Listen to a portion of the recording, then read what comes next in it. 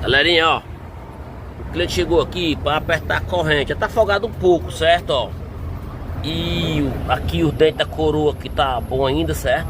Mas quando eu tô saindo tá fazendo barulho. A gente vamos ver o barulho, ó. Não tem nenhum dente aqui no peão, tá vendo? Nenhum dente, ó. Aí, ó, nenhum dente, tá vendo, ó? Então quando ele sai de primeira, o bicho dá, ó, pula por cima, tá entendendo? Aqui se ele quiser botar logo um kit, ele monta um kit, ou senão ele troca só o peão, dá pra ele rodar mais uns dias. A depender de como vai estar a condição dele financeira. Ok, galera, show!